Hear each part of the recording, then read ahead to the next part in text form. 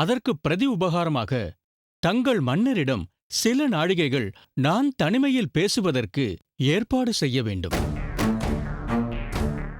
செய்வீர்களா? என்ன, தாங்கள் மன்னரிடம் தனியாக பேச வேண்டுமா? என்ன நினைப்பால் இப்படி ஒரு விண்ணப்பத்தை வைக்கிறீர்கள்? அது மட்டுமல்லாமல் எப்பொழுது வேண்டுமானாலும் மன்னரை சந்தித்து விட முடியுமா? அதுவும் தனிமையில் பேச அங்குள்ளவர்கள் அனுமதிப்பார்களா? கண்ணை கொடுத்து பின் பார்வையை பிடுங்கும் கதையாக இருக்கிறதே உங்கள் பேச்சு. அப்படியென்றால் உங்களால் முடியாது. நான் என்ன அரண்மனை பிரதானியா? சாதாரண சமையல்காரன். என்னால் முடியவே முடியாது. அப்படியென்றால் உங்களுக்கும் என்னிடமிருந்து தூதுவளைக்கீரை கிடைக்காது. நீங்கள் செல்லலாம். இப்படி சொன்னால் எப்படி சுவாமி? என் சூழ்நிலையை புரிந்து கொள்ளுங்கள். இப்படி ஒரு இக்கட்டை எனக்கு ஏற்படுத்துகிறீர்களே. உங்கள் உயிரையே காக்க உதவும் எனக்கு நான் கேட்ட உதவியை செய்யக்கூடாதா?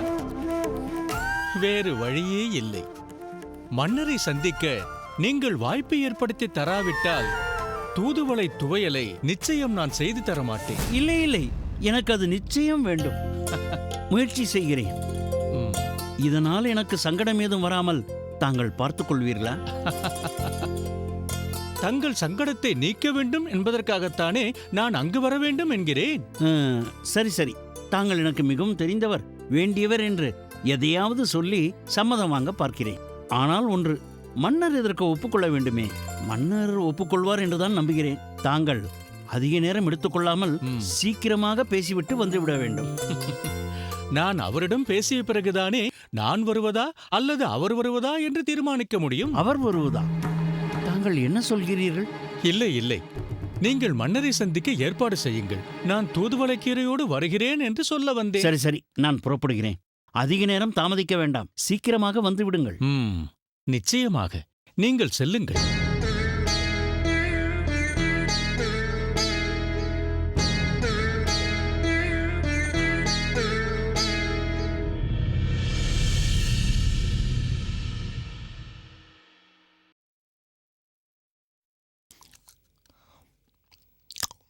ஆஹா ஆஹா,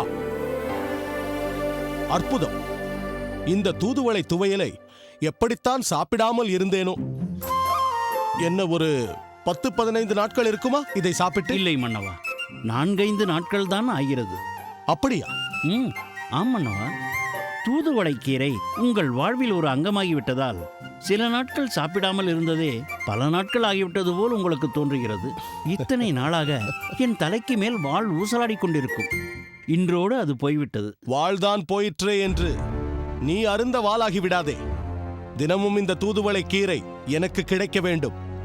இல்லையேல் வாள் மீண்டும் உன் தலைக்கு மேல் தொங்கும். நிச்சயம் கிடைக்கும் மன்னவா. ஆனால் என்ன ஆனால்? நீங்கள் ஒரு விஷயத்தில் எனக்கு கருணை காட்ட வேண்டும். என்ன, பொற்கிழி கிழியும் அளவுக்கு தந்தால் கூட போதாது என்கிறாயா? இல்லை. சரி சரி, வருத்தப்படாதே. நிச்சயம் அதிகம் தர சொல்கிறேன். வேண்டாம் மன்னவா, எனக்கு பொன் பொருள் எதுவுமே வேண்டாம். வேண்டாமா? வேறு என்னதான் வேண்டும்? ஒரு விஷயத்தை தங்களிடமிருந்து மறைத்து விட்டேன் மன்னவா. தாங்கள் உண்ணும் தூதுவளை துவையலை நீ சமைக்கவில்லை, வேறொருவன் சமைத்து தந்து அதை நீ பரிமாறினாய், சரிதானே? மன்னவா, இது தங்களுக்கு எப்படி தெரியும்? நாட்டை ஆளும் மன்னனுக்கு தன் அடுப்படியில் நடக்கும் விஷயம் கூட தெரியாமல் இருந்தால் பிறகு மன்னனாக இருப்பதில் என்ன பிரயோஜனம்? இதுநாள் வரை அவன் இருப்பிடம் தெரியாமல் தவித்துக் கொண்டிருந்தாய். இன்று நீயே அதை கண்டுபிடித்து விட்டாய். பிறகென்ன, சிக்கல் தீர்ந்து விட்டதே? இல்லை மன்னவா, சிக்கல் இன்னும் தீரவில்லை. அது தொடர்ந்து கொண்டுதான் இருக்கிறது. என்ன சொல்கிறாய்? ஆம் மன்னவா, தாங்கள் கருணை காட்டினால் ஒழிய அதிலிருந்து நான் விடுபட முடியாது. அடடடடா, என்ன விடுகதை போடுகிறாய்? இங்கே பார், நீ எந்த சிக்கலில் மாட்டிக்கொண்டாலும் சரி, அதை பற்றியெல்லாம் எனக்கு கவலை இல்லை. எனக்கு தூதுவளைக்கீரை தினமும் வேண்டும், அவ்வளவுதான். அதில் எந்த மாற்றமும் இருக்கக்கூடாது. அதில்தான் மன்னவா சிக்கல். அதில் என்ன சிக்கல்? தூதுவளைக்கீரையை கொண்டு வருபவர் தங்களை சந்திக்க வேண்டுமா? என்ன? இல்லை மன்னவா, தாங்கள் விருப்பப்பட்டால் மட்டும்தான் தங்களை சந்திக்க முடியும். இல்லை என்றால் அவரை சந்திக்க முடியாது என்று தெளிவாக சொல்லிவிட்டுத்தான் வந்திருக்கிறேன். ஒரு கீரைக்காரன் நினைத்த மாத்திரத்தில் மன்னரை சந்திக்க வேண்டுமா? என்னையும் அவன் பறிக்கும் கிள்ளுக்கீரை என்று நினைத்துக் கொண்டானோ? முடியாது என்று சொல். சரி மன்னவா, சொல்லிவிடுகிறேன். தூதுவளைக்கீரை தருவது மட்டும் போதும் என சொல். அது முடியாது மன்னவா. எது முடியாது? மன்னரை சந்திக்க ஏற்பாடு செய்யவில்லை என்றால் இனி என்னால் தூதுவளைக்கீரை துவையலை செய்து தர முடியாது என்று அவர் சொல்லிவிட்டார். ஆளவந்தானையே அச்சுறுத்த பார்க்கிறானா அந்த கீரைக்காரன்? ஒரு தூதுவளை கீரை துவையலை கொடுத்து என்னையே அவனுக்கு அடிமையாக்க பார்க்கிறானா? நான் நினைத்தால் அனைத்து ஊர்களிலிருந்தும் சமையல்காரர்களை வரவழைத்து தூதுவளை கீரையிலேயே பல வகைகளை சமைத்துத் தரச் சொல்லி அதை ருசிக்க முடியும். என்னிடமே அவன் விளையாட்டை காட்டுகிறானா? இல்லை மன்னா, நீ தூதுவளைக்கீரையை தரவில்லை என்றாலும் பரவாயில்லை. மன்னரை உன்னால் சந்திக்க முடியாது என்று நான் சொல்லிவிடுகிறேன். நெல்.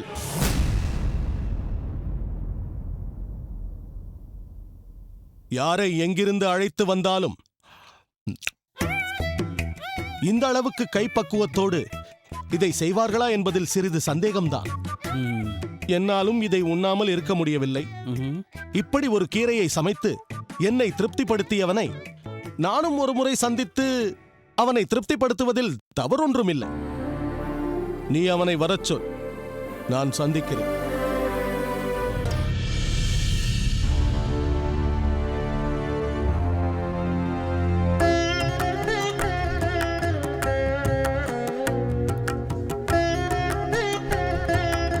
வாழ்க மாமன்னர் ஆளவந்தார், ஓங்குக அவர் புகழ்.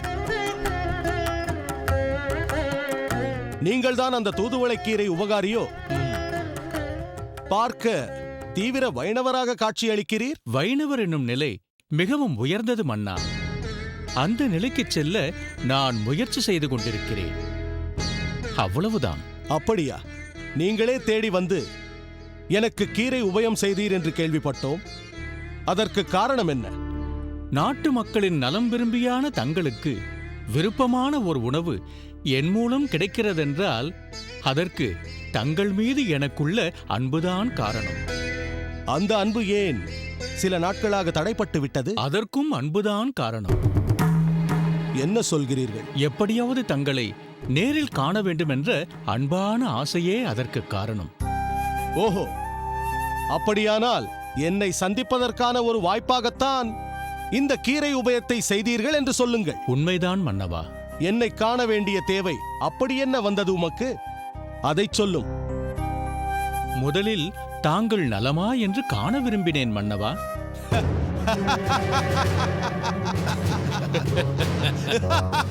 மன்னவா, ஏன் சிரிக்கிறீர்கள்? வீதியில் தெரியும் ஓர் அந்தணர் அரியணையில் அமர்ந்திருக்கும் அரசன் ஆளவந்தார் நலத்தை விசாரிக்கிறீரே. சிரிக்காமல் வேறு என்ன செய்வது? தாங்கள் தற்போது வேண்டுமானால் இந்நாட்டை ஆளும் அரசனாக இருக்கலாம்.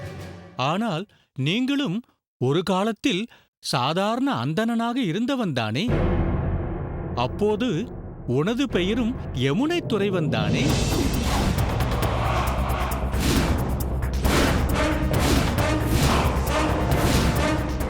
ஏய் அந்தணனே, உனக்கு என்ன துணிச்சல் இருந்தால் எங்கள் மன்னரையே நீ ஒருமையில் அழைப்பாய்.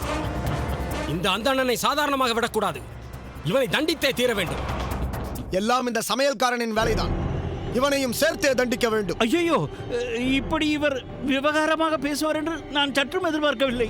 என்ன சுவாமி, இப்படி செய்வது முறைதானா? மன்னா, என்னை மன்னித்து விடுங்கள். மன்னா, என்னை மன்னித்து விடுங்கள். என்ன அந்தணனே, எமது மன்னருக்கு நீர் புதிதாக பெயர் வைக்கிறீரோ? எமது மன்னரின் பெயர் ஆளவந்தார், யமுனை துறைவன் இல்லை. இல்லை, என் இயற்பெயர் யமுனை துறைவன்தான்.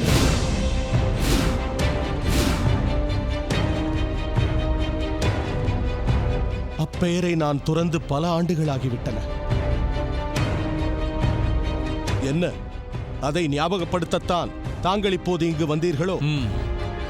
நீ உந்தன் பெயரை மட்டும் துறந்தாயா, அல்லது உனது பாரம்பரியத்தின் பெருமையனத்தையும் துறந்தாயா?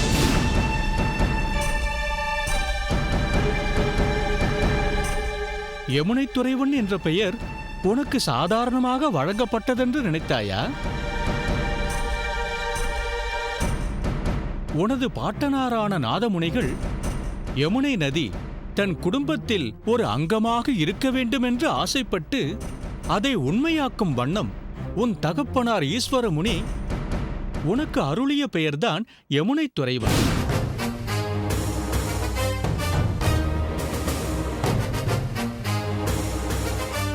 எப்படிப்பட்ட பரம்பரை உன்னுடையது? அனைத்து மக்களும் அறியும் வண்ணம் தமிழ் வேதமாகிய திவ்ய பிரபந்தங்களை பட்டோலையிட்டவர் உன் பாட்டனார் நாதமுனிகள்.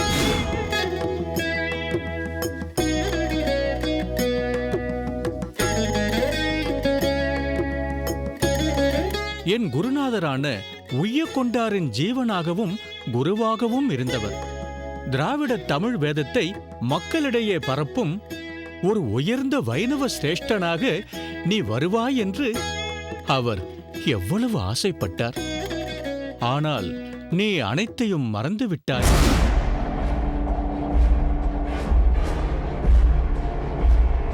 வீட்டை பாதுகாக்கும் ஒரு பிராணி திருடன் ஒரு எலும்புத் துண்டை தூக்கி போட்டதும் அதை கவ்விக்கொண்டு காவல் காக்க வேண்டிய தன் கடமையை மறந்து கேவலம் ஒரு எலும்புத் துண்டில் லயித்து விடுமாம்.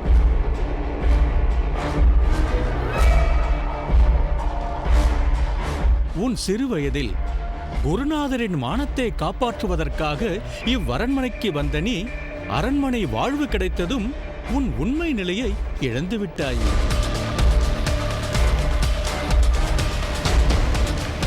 எலும்புத் துண்டில் லயித்த அந்த பிராணிக்கும் சுகபோக வாழ்வில் ஆழ்ந்திருக்கும் உனக்கும் என்ன வித்தியாசம் இருக்கிறது?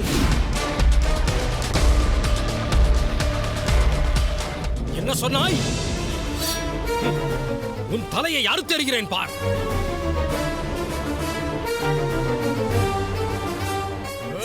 நிறுத்துங்கள்.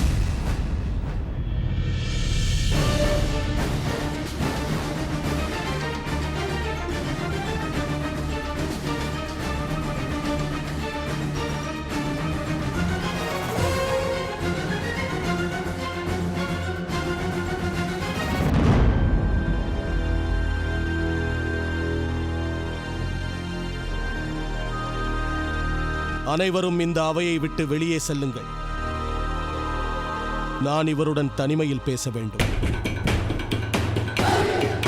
இது என் ஆணை. வெளியேறுங்கள்.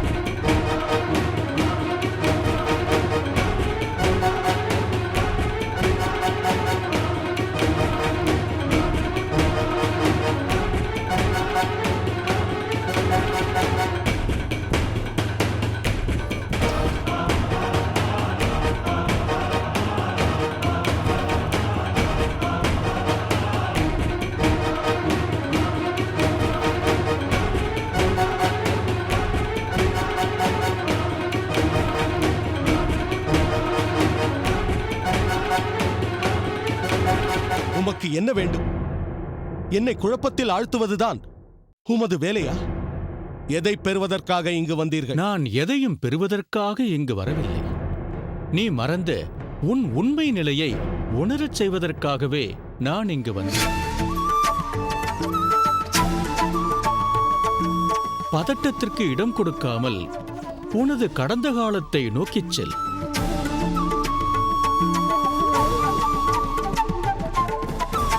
இந்த அரண்மனை போக வாழ்க்கைக்கு முன் உன்னுடைய உன்னதமான சிறுவயது குருகுல வாசத்தை எண்ணிப்பார். அங்கு நீ எப்படி இருந்தாய் என்று யோசித்துப்பார்.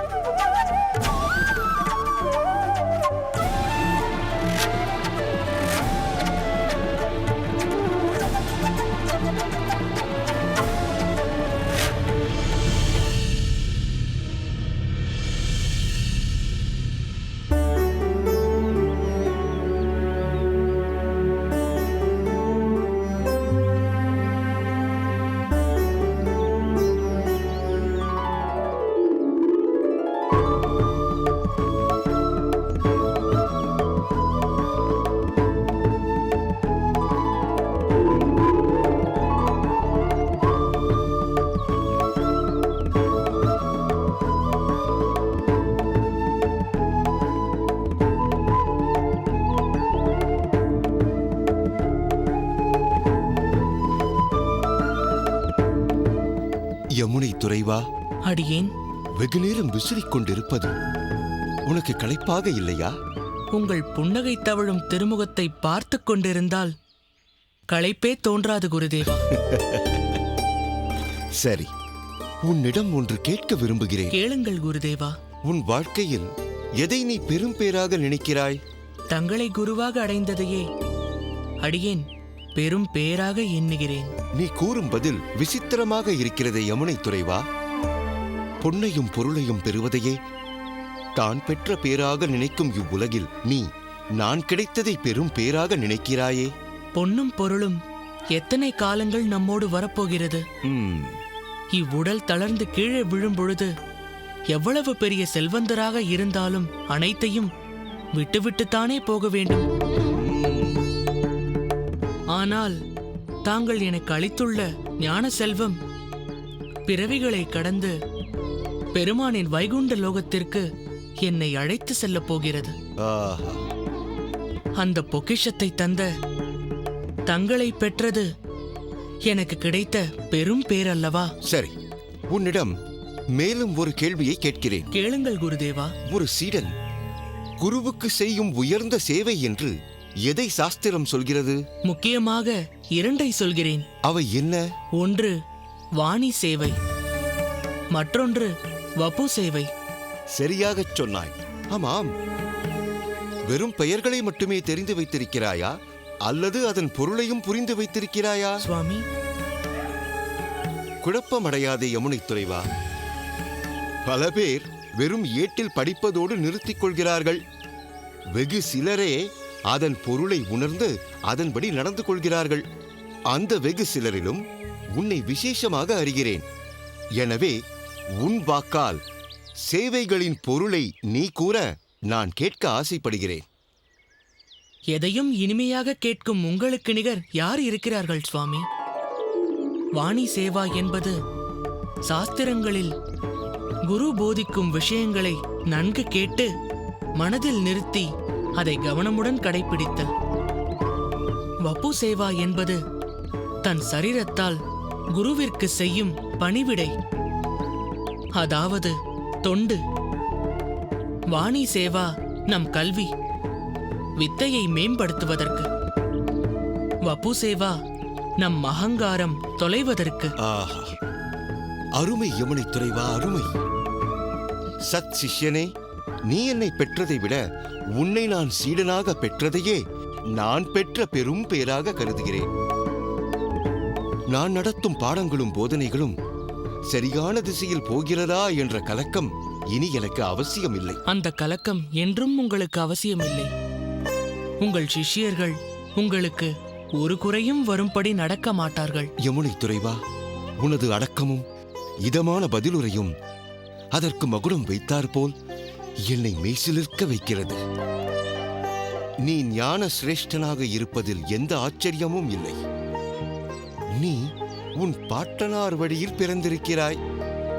நாதமுனிகள் எப்பேற்பட்ட ஆச்சாரியர்! தான் பெற்ற செல்வம் பெருக இவ்வையகம் என்று நடக்கும் பரோபகாரி ஆயிற்றே.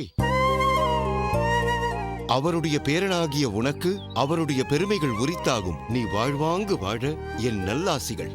பாஷ்யாச்சாரியருக்கு என் பணிவான வணக்கம். வாருங்கள், வாருங்கள். ஆமாம், தாங்கள் எங்கிருந்து வருகிறீர்கள்? நான் சோழ சாம்ராஜ்யத்தின் மாமன்னர் ரங்க சோழரின் அரண்மனை தூதுவன். அங்கிருந்து ஓலை மூலம் ஒரு செய்தியை கொண்டு வந்திருக்கிறேன். அப்படியா? ஆம். மாமன்னரும் மகாராணியாரும் எப்படி இருக்கிறார்கள்? நலமாக இருக்கிறார்கள். ஏதேனும் சாஸ்திர விஷயமாக என்னோடு ஆலோசிக்க மன்னர் ஓலை அனுப்பியிருப்பார் என நினைக்கிறேன். இல்லை சுவாமி, ஓலை அனுப்பியது மாமன்னர் அல்ல. அப்படியானால் யார் அனுப்பியது? ஆக்கியாழ்வார்.